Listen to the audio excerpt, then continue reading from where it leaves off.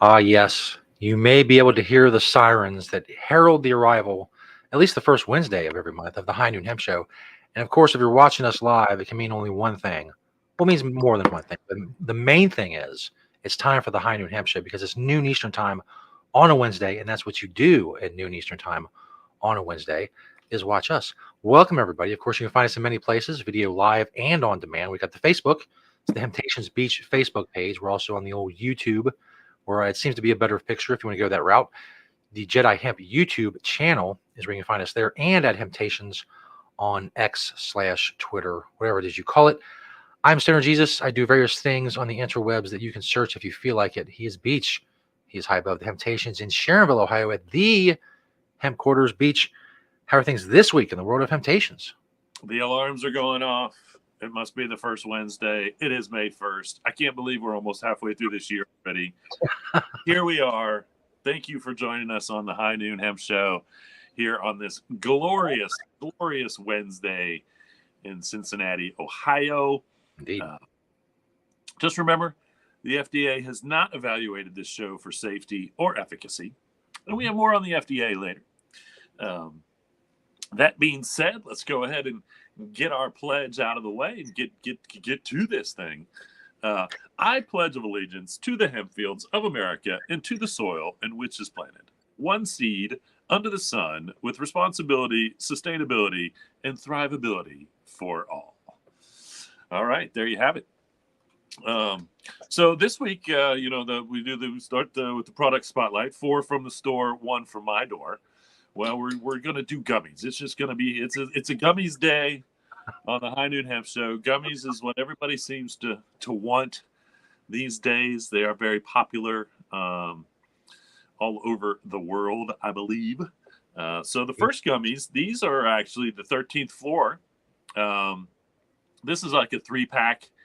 Again, Delta 9 and CBD. Definitely a decent dose of CBD and a nice dose of Delta 9. Made right over in Kentucky. Same as our products, basically, but locally, so to speak, more or less a local product, not too far away down in Kentucky. Very popular for a lot of our customers.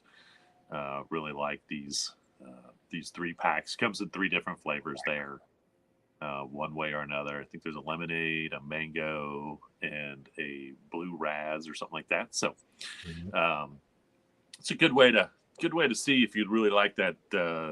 And this is like it's almost I want to say it's like roughly a 6-to-1. So there's like a huge amount of CBD and then a decent amount of Delta 9 in there as well. So very calming, very, very cool product there. Now let's just jump into all the Hemptations brand stuff. As you know, we do, this is our CBD. Our CBD gummies are 10 milligrams per, and we do a 300, 600, and 900. We're actually out of the 600s, but they're on their way.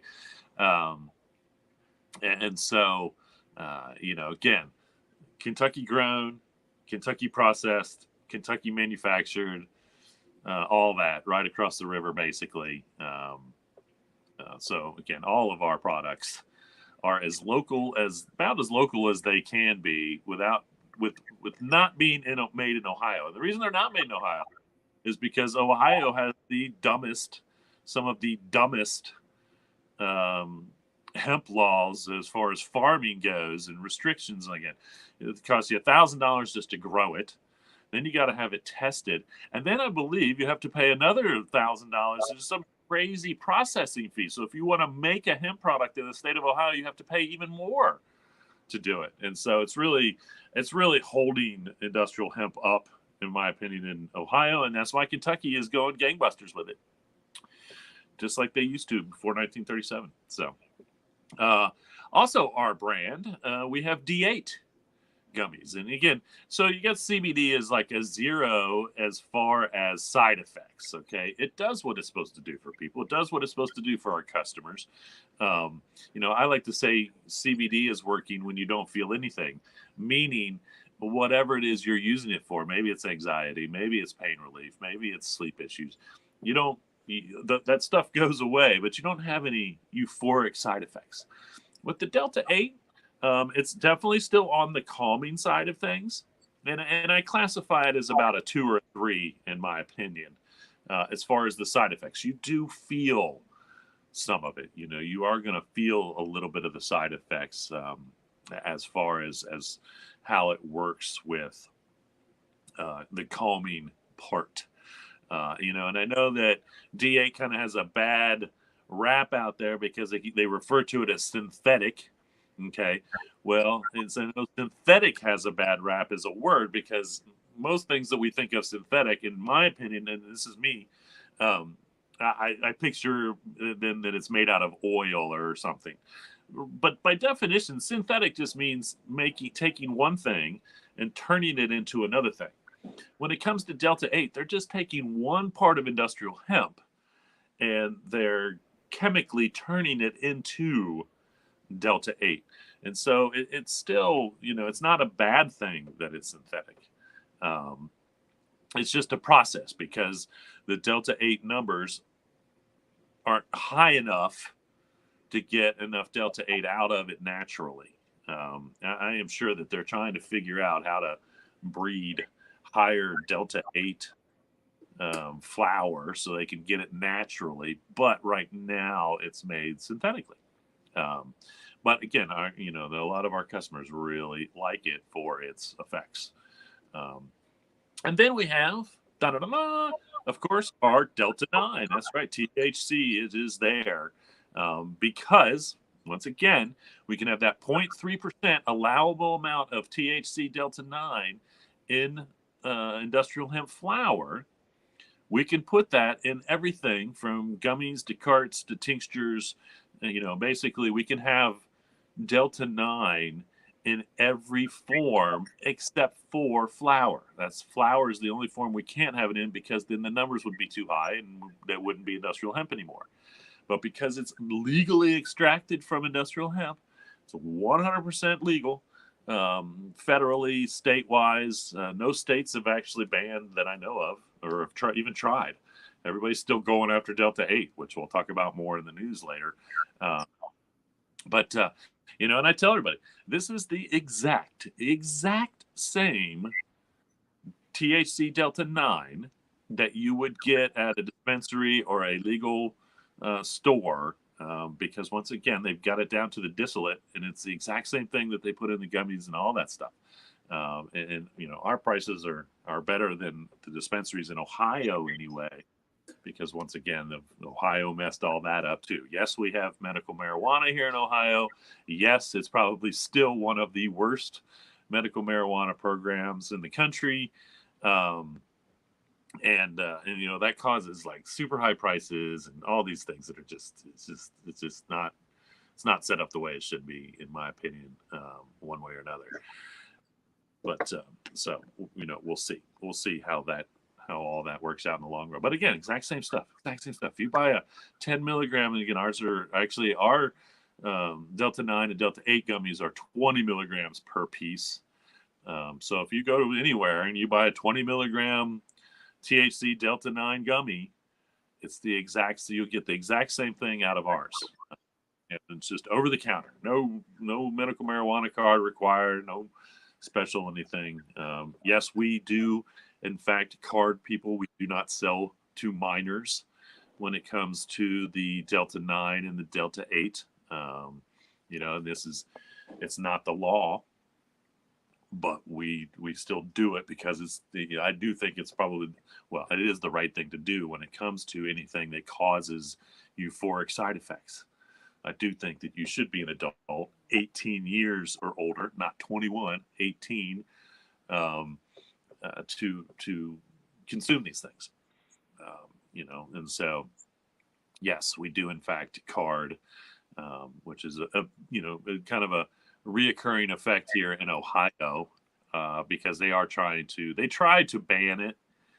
They tried to ban intoxicating hemp. That got shut down.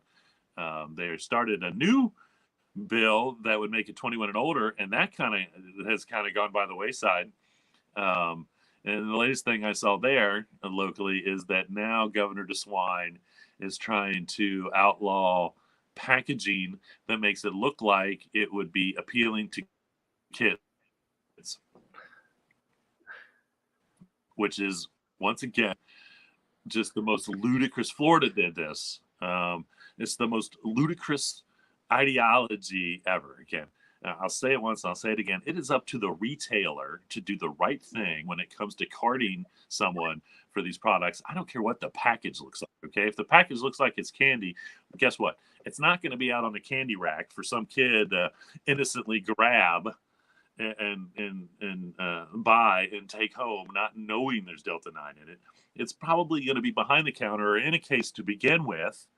And it is up to the retailer to make sure that there's some checks and balances when it comes to selling these products to minors. I agree with that. I don't have any problem with that. And like I said, we do that anyway. But again, the packaging makes no difference whatsoever. Makes no difference whatsoever. Okay. In my opinion, they should make no candy should come in a package that's appealing to kids, because sugar is a terrible thing for kids. I mean, sugar is, again, we know this, and we know how unhealthy high concentrates of sugar are. And so, why should we be appealing to kids with candy in fancy packages when it's sugar, if that's the case? No foods should come appealing. Well, some foods should, like vegetables and whatnot should, we should package those that are appealing to kids and see if we can get kids to eat more of those, because is it the packaging that the kids, are attracted to that make them want to eat that? So let's put all fruits and veggies. And, again, it's a ridiculous idea. It is, in my opinion, censorship. And all censorship is derived from laziness, in my opinion. Okay, if you have to censor a product to keep someone from it, then it's laziness on the part of educating the consumer or educating the person on really what it is. And it's the same thing with this stuff. Again, if you censor the packaging of something, okay, so then they just put it in a plain brown wrapper. It's still available. And if the people aren't going to card kids for the product to begin with, it doesn't make any difference what the packaging is or what it looks like. And so really going after packaging is, again, it's just ridiculous. And I stated this last week. I was like, walk down the aisle of the craft beer cans at any liquor store, any alcohol store, and tell me that those cans don't look like kids would be attracted to them. They make them all fruity looking and fancy and colorful and something that a kid might be attracted to. Again, doesn't mean they're gonna sell that alcohol to a kid. That's up to the retailer. That's up to us to do the right thing there. Not the people packaging products to be themselves. It's just so silly. It's just so silly, one way or another. So there you have it. 4 from the store. The one from my door is actually 6. But these are, again, it's that time of year to get out and start playing some disc golf. So this is my collection of disc golf. So I've got basically 2 drivers, 2 mid-range, and 2 putters. Again, and this is part of the organic blend. Gateway makes these. You can find these online. They have a huge, I mean, you can find, no matter what disc golf you like to play with, you can find one made out of hemp from Gateway, one way or another, as far as weight and size. I mean, they're all about the same size, but weight and actual mold, for distance or not distance, whatever. And so, I can't wait to, I need to get out and get these broken in. Well, they're broken in already, as you can see. But they need to be used at a disc golf course sometime soon. My oldest is a huge disc golf guy. I need to get out with him because he goes to like amateur competitions. He's not a pro, but he does compete in amateur disc competitions. and so I need to get out with him and play some. And I used to play, quite a bit years ago. I just haven't had much time. But now that I have a whole collection of I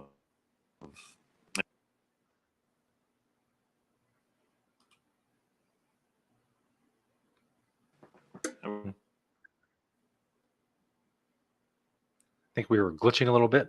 Seems to be some glitching and freezing.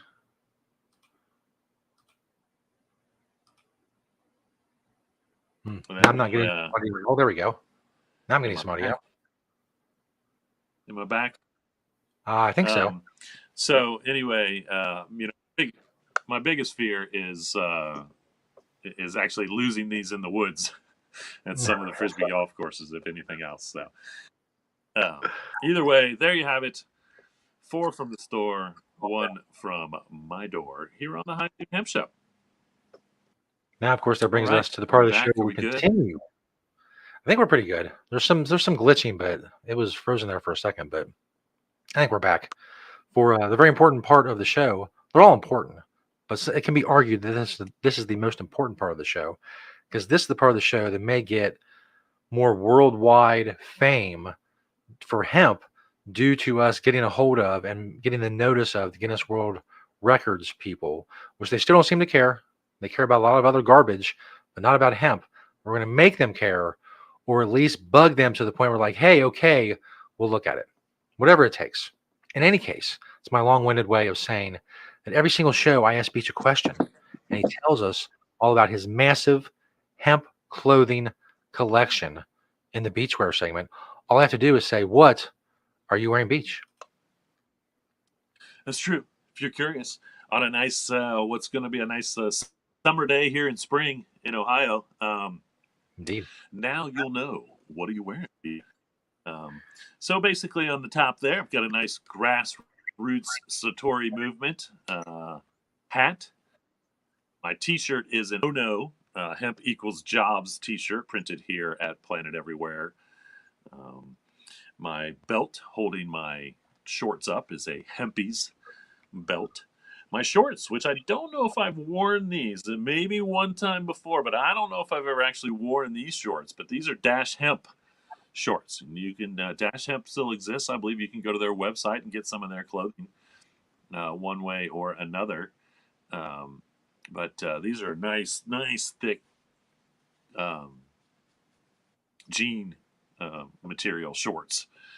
And then in my pocket there, as you can see, as always, because I have a pocket, is my Green Springs Technology pen. You can barely see it. It's kind of blending in there a little bit, being circled now. Mm-hmm. And then underneath it all, I've got a pair of head case briefs with a pair of my no-shows, and I'm flaking on the. I'm gonna have to go back and look. See if I can find who actually made these no-shows. I think I found them on Amazon. Maybe Oasis was the name of the company that made these. I'm not positive. And then on my feet, and I don't know if I've worn these before either. I feel like I have maybe once or twice on the show, but I don't know positively, are my La Fuma shoes. These are kind of a little dressy, kind of, but a little casual. My pair of La Fuma hemp shoes that I own, but I do really like them. They're full hemp from the whole uppers are all hemp, and they're really a nice looking pair of shoes. I should wear them more, and I don't. Probably will start. Either way. So now on this nice spring day here in Cincinnati. There it is. What are you wearing, Beach? Now you know. All right, before we get to the news, let's go ahead and show this trailer for the movie, The Story of Hemp for All.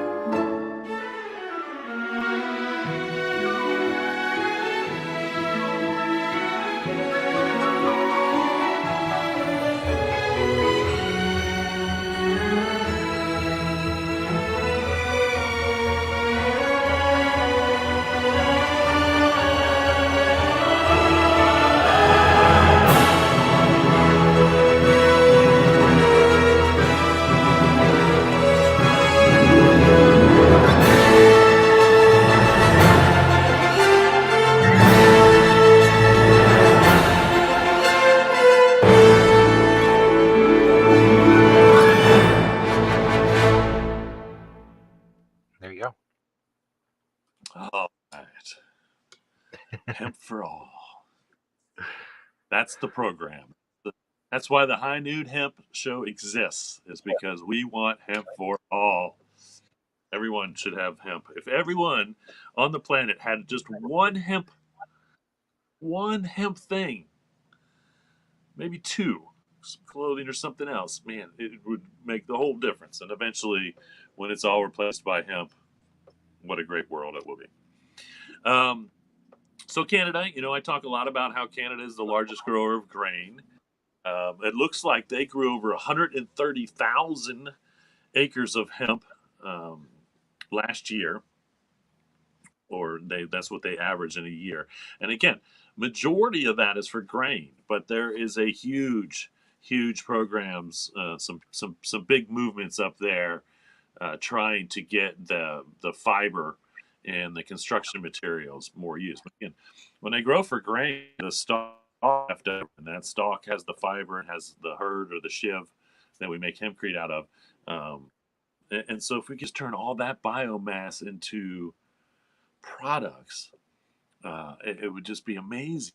It'd be amazing. My understanding was, and until just recently, at the end of the year, most of the grain industry farming in Canada just burn their stalks. It's basically waste to them.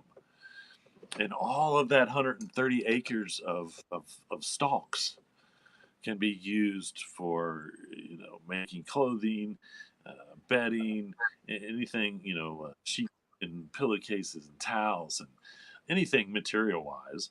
And then also can be used in the hurd, the little chips, so to speak, what we call hurd or shiv, um, can be used in hempcrete or animal bedding for horses or rabbits or whatever. If you use any type of bedding now for an animal, um, then it can be used. We're seeing that the equine and the horse industry is really hemp. Again, it's antimicrobial, antibacterial, it's very clean. Um, they can get it to a dust-free environment. And my understanding was, and I showed a picture years ago on the show, the equivalency of like old animal bedding, and I don't know what they make that out of. Wood chips, I'm guessing, honestly. So you got to grow trees to make the other bedding, compared to hemp bedding, and it was less. It was the amount of hemp bedding that it took to cover the area of the wood chip bedding, which I'm guessing that's what it is, was less to begin with. And again, can be grown in 5 months. 100% sustainable, as opposed to growing trees for 15 or 20 years and then cutting them down and then chipping them up to make hemp bedding or anything like that. So it just makes more sense. So Canada, good for Canada, for expanding their hemp biomass ideology. And it's taken 20 years for it, because they've been growing probably for grain for at least 20 years now. That's why they are the largest grower in the world of hemp for grain, food, material, and whatnot. And there's still a huge demand for organic hemp seed, um, for for for the food products. And again, that fiber, if the seed is certified organic, which is a soil thing, if you don't know, then that fiber would be organic. So now you can claim, and again, most fiber is you made for clothing and the materials is organic by nature, because when you grow for grain or fiber, you don't need any herbicides or pesticides. There is no pests that affect the outcome of the end of the crop. Okay, and so all hemp fiber grain is should be chemical free, because it's unnecessary. You can't imagine why any farming industry anywhere, whether it's China, Canada, Italy, Germany, France, anywhere, uses any herbicides or pesticides on their hemp, because you don't have to. So why would you?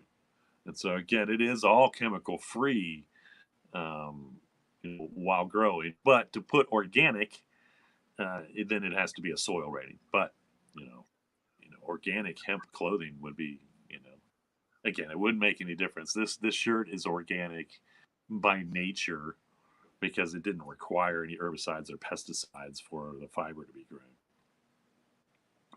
one way or another. So it's a good, it's just more reason why we need to be growing more hemp. In an article titled "Health Expert Says These 5 Drinks Will Stop You Getting Ill and Feeling Tired." Number one, hemp milk. Okay. And I quote, "Excellent source of zinc, which plays a vital role in immune function, helping cells that fight infection. And of course, also rich in protein and healthy fatty acids, those omegas that I'm always bragging about, which is great for the skin, the heart, and the brain." The skin, the heart, and the brain. Okay, why isn't more and more foods made out of hemp? The pharmaceutical or the medical people don't want it because then we're all healthier all of a sudden, and that's not job security for them. So get some, at the very least, try some hemp milk into your diet. Replace your dairy milk with hemp milk, and you're doing yourself exponentially a favor, because dairy milk is not good for humans. It is a proven fact medically that dairy milk is not good for humans. The highest rates of osteoporosis and hip fractures happen in countries with the highest consumption of dairy milk. Okay. Um, and so the calcium you need should come out of the foods that you eat, not what you're drinking. Okay. We got our calcium out of the foods that we drank for thousands, if not millions of years before we domesticated the cow and started drinking its milk, and then came up with the correlation that dairy milk is high in calcium. Humans need calcium, therefore we should drink dairy milk. What happens is then our bodies don't produce the right calcium, and we end up with weaker bones. We end up with weaker structures. Not to mention the fact that, this is the challenge we give everyone, that I've always given everyone: take dairy, milk, or whatever out of your diet for a month or two, and then bring it back. Okay? See how it affects your body. If it doesn't affect your body, if you don't have any negative side effects from then go ahead and keep it in your diet. But when you do, when your gut tells you that something's going wrong there, then you'll realize that, again, it's not. Adult cows don't even drink milk. It's only for baby cows when it comes to dairy milk. It's just, and again, call that my opinion, but where I really learned the most facts was like Scientific American, which was a cool article, like a 10-page medical article on dairy milk. Once again, proving worldwide that we should not consume it. Or, I should say nothing in moderation will kill you. So a little bit is fine. You don't have to remove it totally, but it should not be a part of your daily diet, honestly. Just shouldn't. But hemp milk should. So get on that. Man, all kinds of stuff going in all kinds of states. I can't even keep up with all the states that are trying to do something with what they call intoxicating hemp or just CBD. Okay, so in Mississippi, if you live in Mississippi, call your representatives now before this gets signed. But Bill HB 1676 would make CBD only legal to purchase in a licensed medical marijuana dispensary. That's ridiculous. CBD should not know states. Nobody should be messing with CBD. Okay? There's no euphoric value. It helps thousands and thousands, millions of people across this country every day. Okay, and they expect to be able to walk into their local store or order it online or whatever, as long as they have a reliable source for their CBD. Um, and to make them have to go to a medical marijuana, so they have to get a medical marijuana card just to get your CBD gummies, just to get your CBD tincture, just to get. I mean, it's a ridiculous state of affairs, and it's just ignorance. And again, it's laziness because they really just want to like make it harder to get Delta 8 or Delta 9 or THCA or whatever. And so they're just making a blanket call for CBD, because then that will cover all the other industrial hemp flower byproducts and make it, so those aren't available either, again, which is quite just ridiculous. It's just ridiculous. Mississippi, come on. So, Georgia's gone through its things. We had an issue with Georgia and Delta 8, and then, basically they realized that no, Delta 8's not illegal in Georgia, and the police need to leave these people alone. Well, they're bad at it, and in fact, there is a bill on the Georgia governor's desk right now. So if you're in Georgia, get a hold of your governor, tell him not to sign the bill because it's going to make all hemp products 21 and older. And so once again, I think I might have mentioned this already, or that maybe another state was trying to do this, but is that a pair of hemp jeans? I mean, again, is this bill written so that it says all hemp products you have to be 21 and older? You have to be, to buy a shirt, to buy a pair of jeans. Obviously, it'll make CBD once again, so you have to be 21 and older to buy CBD products, which is also, CBD should be available for all ages, if you need it, because again, there's no euphoric value to it. The worst thing it's going to do is help a kid be more calm or help them with their seizures or whatever it may be that it can help someone young with. Obviously, parents should be consulted or whatnot, but with the rate of teenage suicide that we're going through and teenage depression and teenage anxiety right now. If your kid wants to go buy some CBD gummies and it helps them get through their day, it's a ridiculous idea that you'd have to be 21 to purchase those. And once again, even a teen is ridiculous when it comes to CBD. Like I said, intoxicating hemp, what they call intoxicating hemp, maybe there should be a 18 or older, I think, because 18, you're an adult.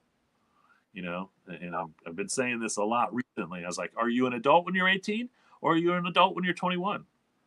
Well, you're an adult when you're 18. So why are these 21 and up laws coming up all of a sudden? Just because of alcohol? It doesn't, and so alcohol is 10 times worse for someone. So I get it. Honestly, maybe you should be 21 and older to decide if you can legally purchase alcohol or not. Because alcohol is a terrible substance. And again, nothing in moderation. Nothing in moderation. I'm not a prohibitionist in any way. I'm about educating. I think everything should be legal, and then we have to educate everyone on it, and go from there, one way or another. And so, until the federal government raises the age of adulthood to 21, no state, and again, the federal government pressured states because it's not a federal law that you have to be 21 to purchase alcohol. This was something that the federal government pressured states. Any state that didn't raise their alcohol age to 21 lost like highway funding back in the day. And so, again, this was a moral decision that our government made, but didn't even change the federal laws. Once again, there's no federal law that says you have to be 21 to purchase alcohol. Those are all state laws, and all those state laws were enacted because the federal government put pressure on them to enact them. And so that's why we saw those increases one way or another. And of course, here in the state of Ohio, you have to be 21 now to buy cigarettes, which again I can't be completely against, because guess what? Tobacco kills. We've documented proof. Hundreds of thousands of people a year die from smoking legal tobacco. Um, and so, there may be more precautions, until there's actual proof that cannabis kills or even causes harm. Um, why do we have these laws to begin with? I mean, that's what I'm still waiting for. I mean, the federal government's been telling us for 80 something years now that cannabis is dangerous to humans, for one reason or another, with zero proof, with zero medical proof. Okay. Um, the fact that they came out of the gate and made cannabis illegal by saying that it made people crazy and do things they wouldn't naturally do is 80 years later 100% ludicrous. You got over half, the 3/4 of this country has access. 3/4 of the United States has access to legal, whether it's medical or personal use. Okay, no one's going crazy. No one's doing stupid stuff. We haven't seen any real increase in anything harmful. So once again, why, and of course now they're finally talking about descheduling, which is going to be an interesting. Everybody thinks it's a great thing, and it's a good move, but it really just needs to be taken off the controlled substance list, not rescheduled. Because guess what? If it's rescheduled, then the government still has a lot more. They actually have more control over it, pharmaceutical wise and whatnot. So it's going to be interesting. It's a move that's going to happen. I do think, probably before the election, to try to get more votes in Biden's um, pocket, so to speak. But I do think that probably within the next 6 months we will see a rescheduling, which it's usually gone. If we can reschedule it to be no different than, say, aspirin or whatnot, then we can go from there. But it's gonna be interesting to see how all that plays out, and I do think it is going to happen now, sooner as opposed to later, which is of course will help the hemp industry, because it'll take even more pressure off of that industry as being related to uh, that cannabis. It's all cannabis. Okay, they call it marijuana, um, but and hemp and marijuana are, by law, by definition, two different things. Texas is going after D8 again. So much like Georgia, it failed the first time around, but somehow Texas is going to try to go after D8. And Texas was one of the first states that tried to make D8 illegal, and then got turned over by the courts in Texas saying, "Oh, it's industrial now. It's not illegal. You can't make it illegal." And so, we'll see what's going on with Texas. I just saw this, so it's kind of a new thing. Texas going after intoxicating. Iowa bill will limit THC per serving and package, make it 21 and older for THC. I believe the Delta 9, maybe Delta 8. I don't know. But it also creates penalties for possession, sale, and manufacturing of hemp. Now I'm like totally confused. It's like, well, what's it going to be? Can I have this amount of legal industrial hemp THC products, or is it going to be legal to possess, sell, or manufacture hemp in Iowa? So we're gonna see how this all works out, because that's banning, by the way the article made it look.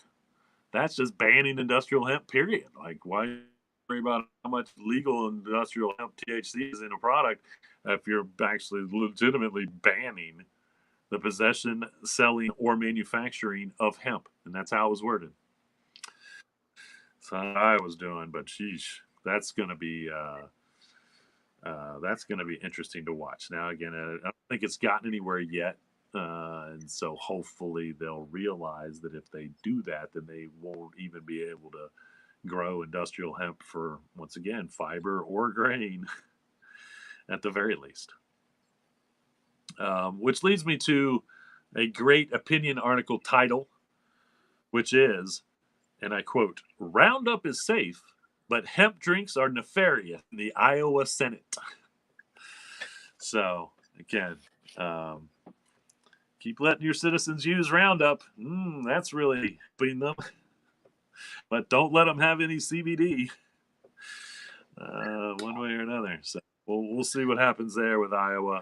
But a huge, huge step backwards. In an article titled "Which Supplements to Take to Boost Your Brain Power?" Number one is CBD. Okay. And I quote from the article, "Shown to reduce the release of glutamate, which decreases the amount of calcium ions flooding between neurons, thereby reducing oxidative stress and potentially lowering the risk of neurodegenerative diseases." Okay.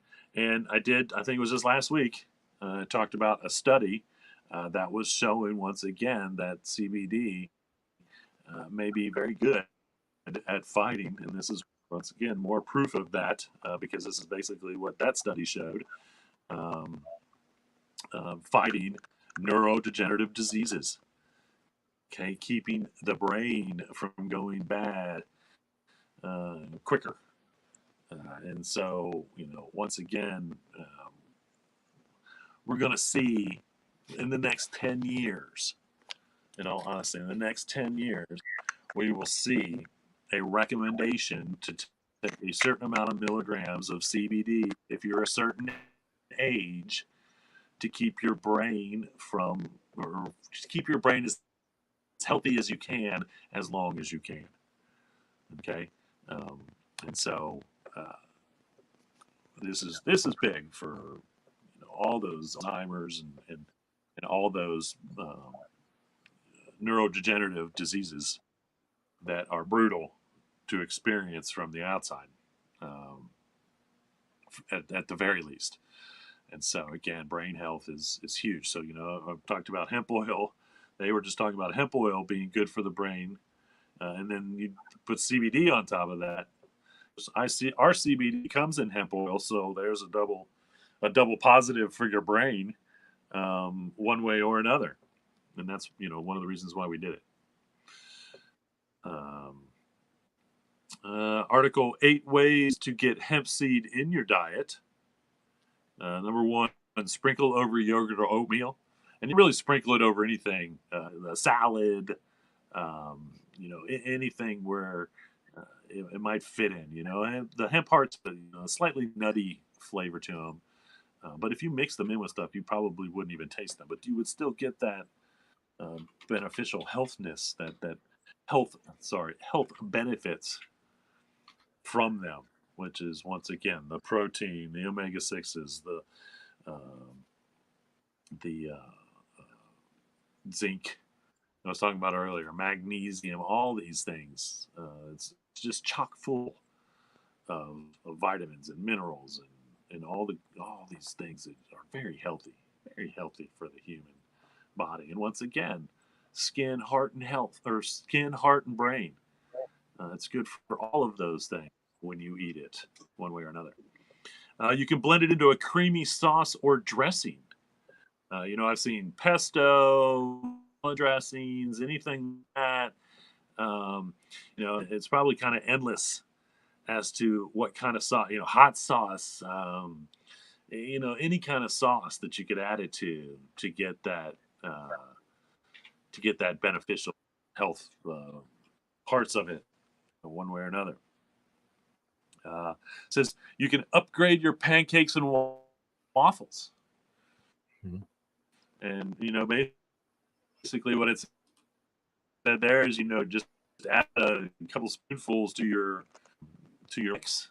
You'll just any and it's not going to flavor or whatnot. And so adding them into your pancake or waffle mix, that's super easy. Sprinkle over bowls, salads, and toast. And so again, anything, I, I don't think I'd put my cereal.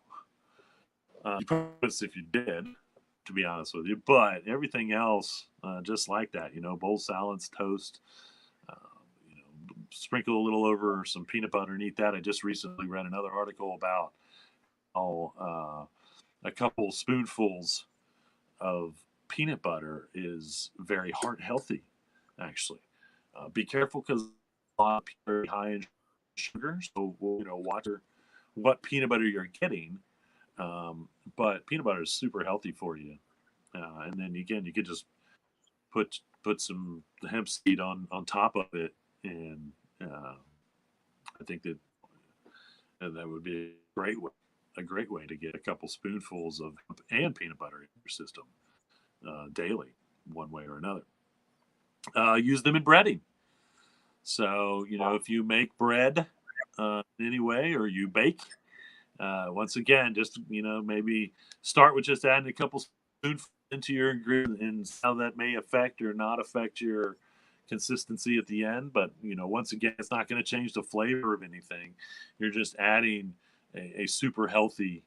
And again, there is hemp flour, uh, and I have not yet tried to use hemp flour but I am going to do that somewhat soon, and then we go ahead and there once again be mixed and, see how that goes. Um, or add to your favorite baked goods. I already kind of had that in there with the breading and goods. Blend into energy bites. And I've definitely seen quite a bit of recipes for even no bake energy bites. Um, um, and so, once again, there's plenty of recipes out there for hemp energy bites, hemp energy, or just things like that to make. And if you make your own, just again add a little and see how it works with the consistency of whatever you're making, and then those health. And then last but not least, is add to veggie burgers or tacos. I mean, you know, you can really sprinkle it on any food. Like I would sprinkle hemp seed on top of enchiladas. And once again, you get the health benefits. It's going to change the effect of anything like that. There's so many. You can put it on top of a steak if you eat steak. You can put it on your potato. There's so many things, honestly, other than I think sweets, and there are probably some sweets that you could still add it to. It would not make that big a difference. Um, I really think you could sprinkle it on just about any foods. You could sprinkle it on top of your green beans, whatever, to get the health benefits out of it. And it's not going to, once again, affect the overall taste. You just end up getting the health benefits. And so you can really add it to almost any finished food that you eat. Even if you're eating a hamburger, a regular beef hamburger, you get the hemp seeds on top of it, and the health benefits that you're looking for, one way or another. And so there's so many ways to add it to so many foods. Whereas, the best thing I can recommend is a couple spoonfuls in the morning and a couple spoonfuls in the afternoon. A um, it helps with holding off hunger. And this is kind of a proven dietary fact, that it will help off hunger. And so again, you'll eat less and have a better diet. And like I've always said and will always say, it's not about being on a diet; it's about having a diet. Okay, you can eat anything. You just have to, like I said earlier, nothing in moderation can kill you. So you have to make sure, you can have some sugar, you can have some sweets, you can have a little dairy milk, you can have all the foods that are bad for us, just not a lot and not consistently. It has to be a treat when it comes to things like that. But having a good diet every day means adding hemp to your diet, one way or another. Finding out how to get, um, whether it's just, like I said, a couple tablespoons, um, I think that all in all, like even a half a cup of hemp hearts a day, I think would be exponentially beneficial to most humans' diet. And that's why I always think, and I always say that there are many reasons to use industrial hemp. The number one reason, in my opinion, is for food. Okay, because this is something every human needs and can benefit every single human on the planet, every single one.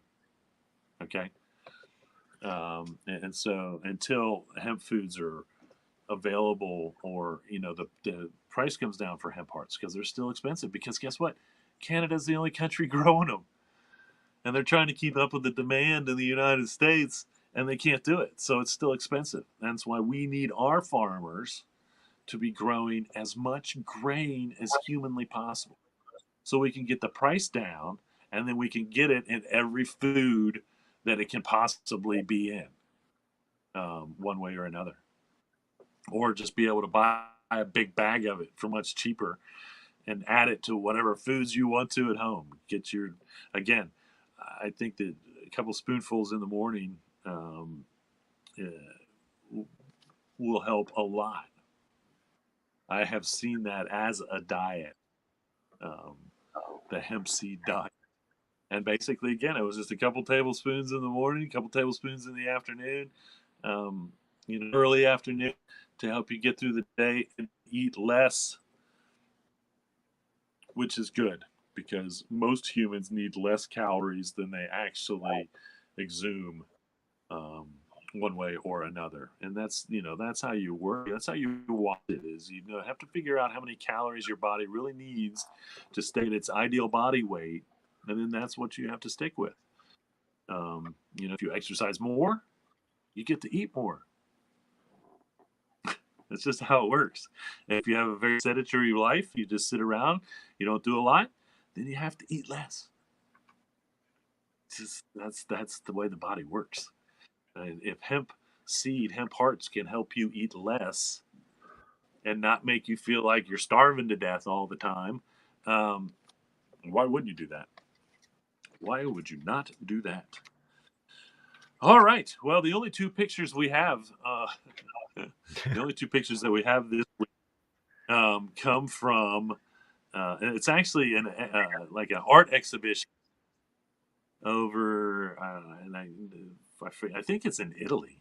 I'm not even positive where this is going on, but this is the Majote 9490. As you can see, that's the name of the product. Okay?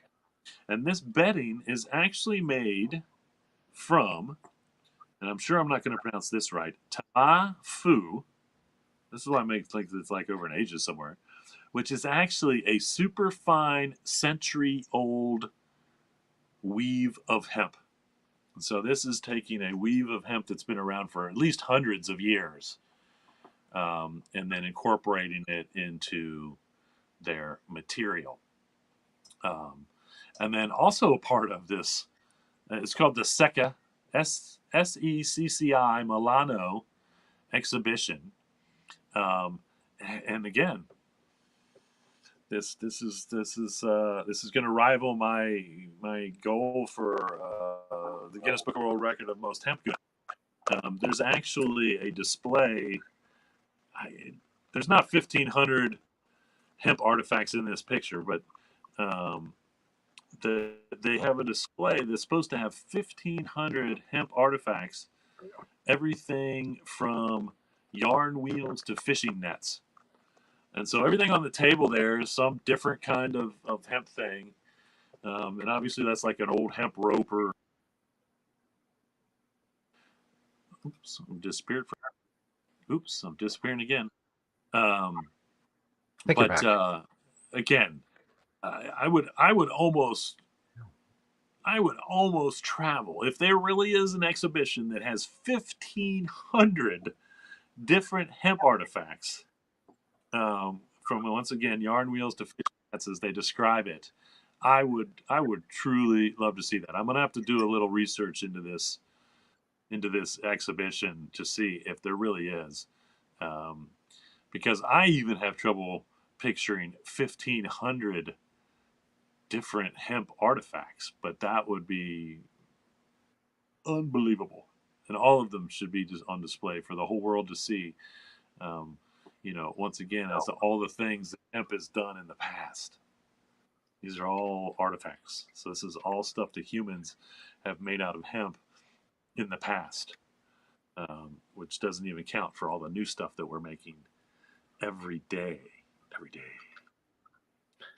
Um,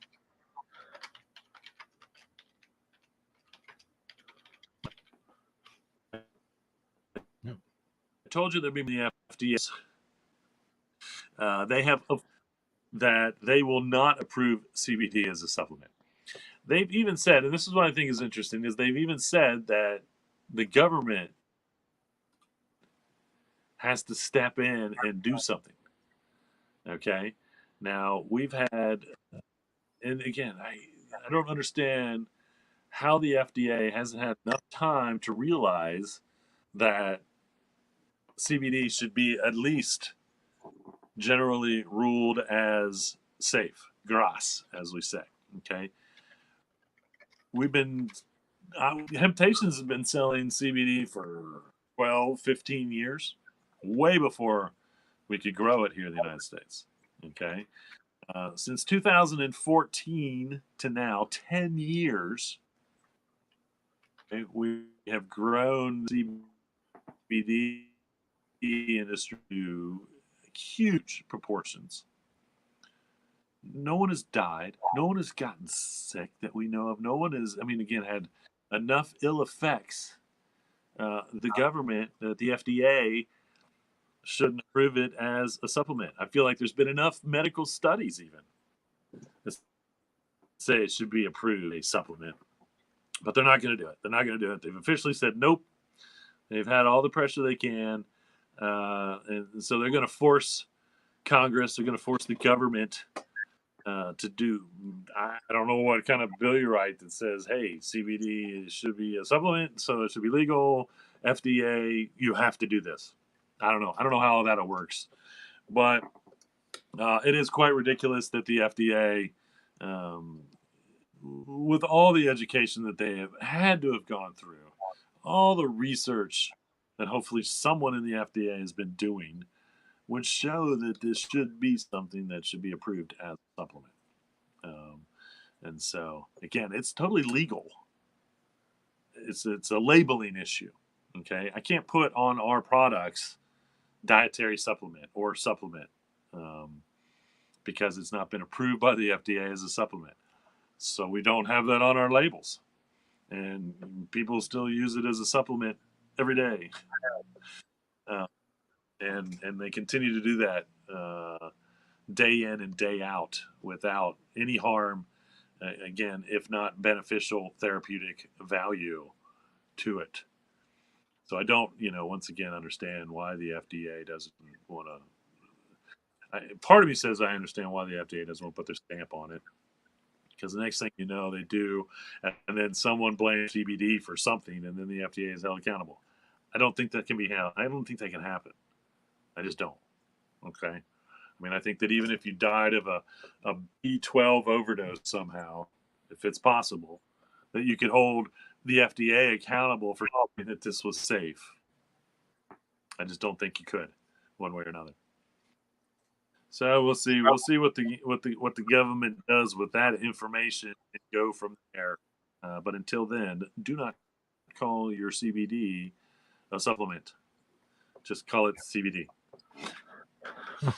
Um, so hemp won the 2023 Materials Embodied Carbon Leaders Alliance an Innovative Building Materials Challenge. Try saying all that in the sentence. In Australia. And so we know that there's definitely a movement with hempcrete in Australia. I think this is going to push it into um, some new boundaries as far as being used and more acceptable. And it was hemp and bamboo separate that actually won this award. But once again, showing how much we should be using hempcrete or hemp insulation, or any forms of hemp in building materials. Period. Uh, and we're at the bottom of the mountain, and eventually we'll make it at least half the mountain when if we can even get 25%. 25% of all new construction, or even old construction, replacing concrete wall or whatever it may be, um, to start using hemp, then it would be so much better for the planet. Because if you don't know right now, when it comes to concrete, the only sand available is more or less being mined or dredged out of rivers um, across the planet, because there's only a certain amount of acceptable. It's like we know we're going to run out of oil that we're for, the next maybe 50 years. We're going to run out of the sand that we currently use for concrete. So switching over to hempcrete now it's like a no-brainer. It's like, go ahead, we need to do this now. And once again, in the United States, you can use hempcrete for anything but load bearing. And so everything that's was going to be concrete that's not load bearing should be hempcrete. Period. It's a great insulator. It is antibacterial, antimicrobial, fire resistant, all the things that you want in something to build with, to be honest with you, one way or another.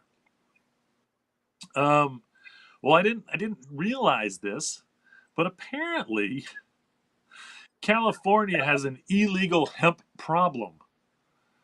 I've seen more than one article saying that California is trying to address their illegal hemp.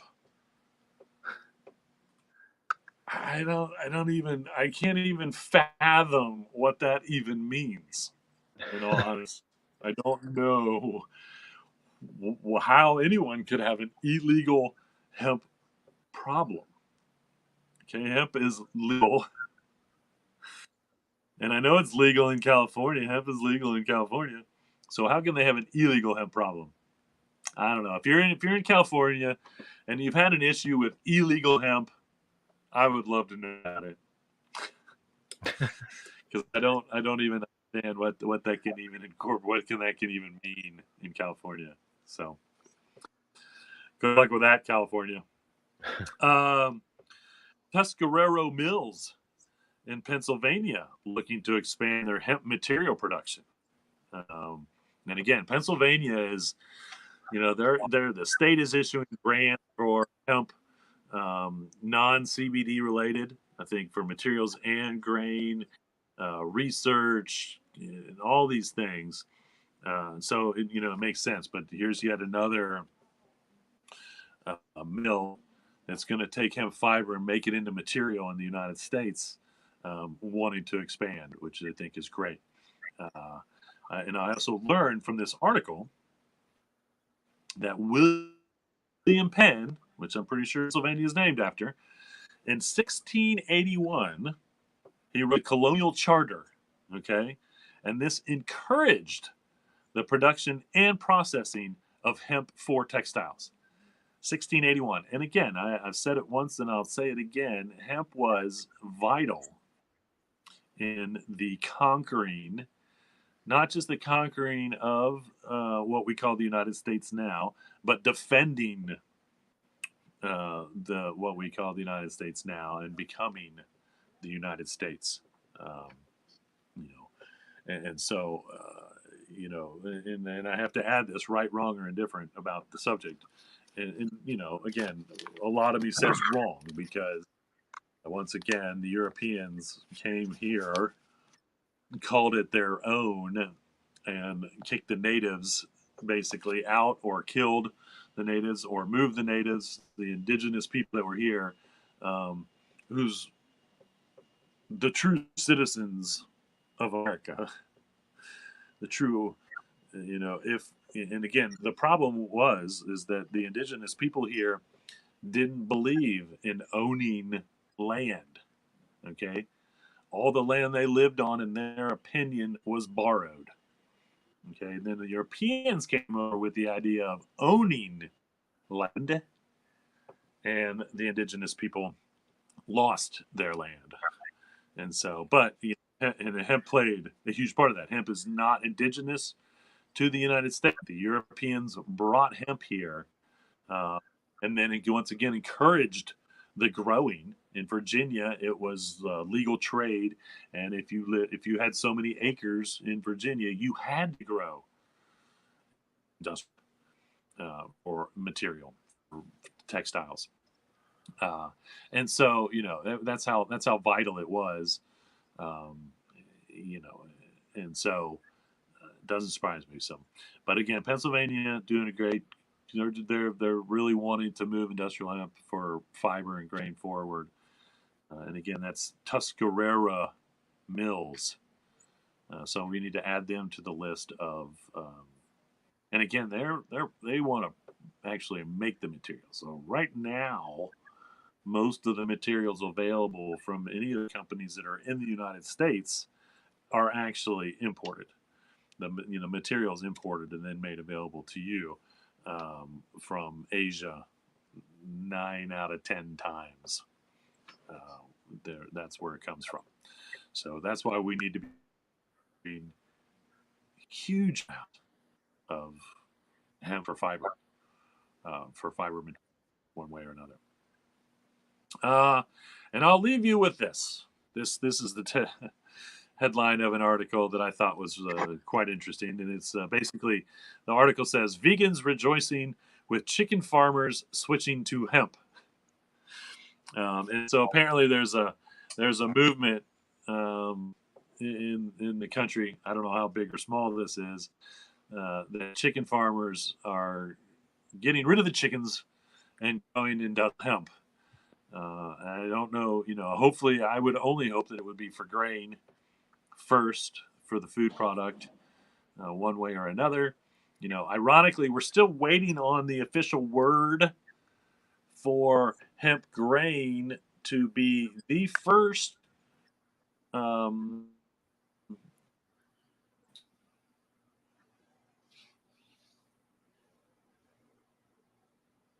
Yeah.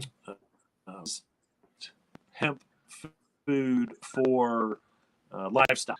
Boots have had no negative benefit. Chicken had no negative benefit. Fish have no negative benefit from being fed hemp. The chicken for, and this is hemp to be fed to layers, chicken egg layers, not for eating.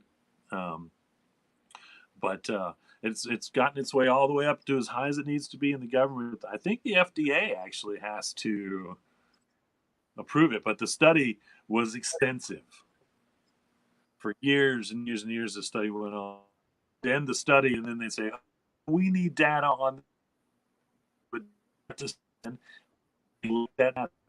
The prop data has been put in front of the government to be approved.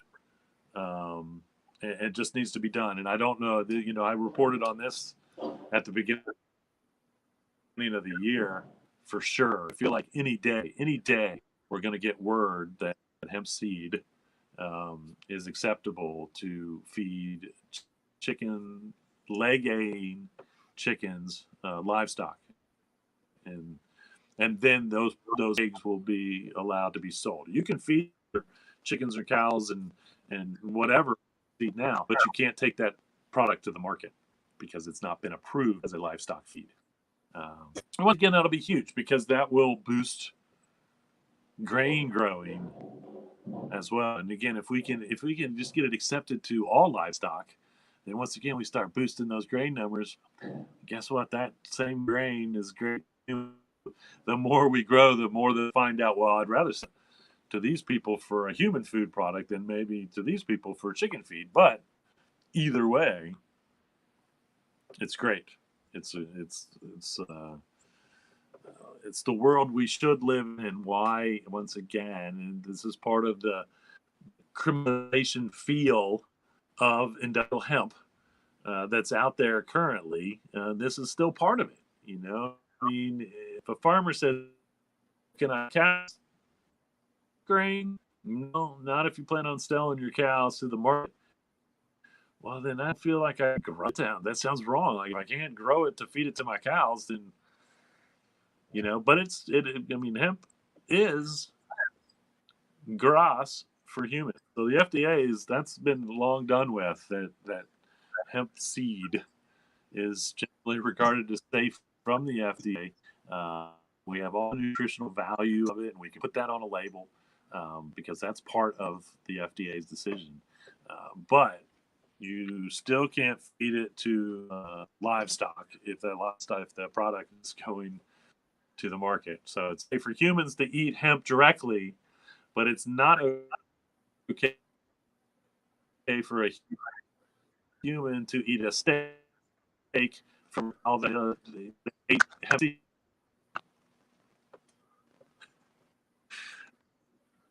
It's options in the world just out of my ridiculous. Now again, we can eat hemp seed by the spoonful from the grocery store that we purchased it from all day long. But don't try to sell me a chicken that's been fed hemp seed that I'm going to eat, because that somehow would not be right. It's just backwards. It's just so backwards. It's insane. But that's once again how much room this industry has to grow. Because once it is acceptable livestock feed, we got to start growing more of it to feed the livestock, because again, it's beneficial to I don't care.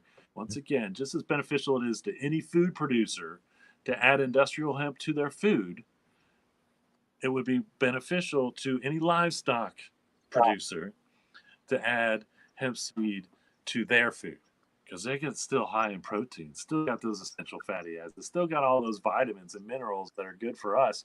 It's going to be good for the livestock. That's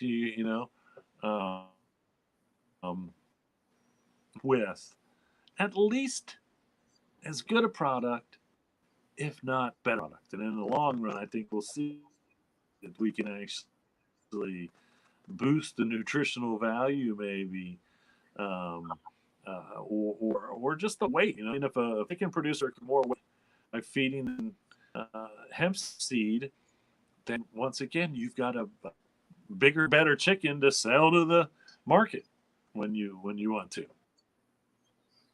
So just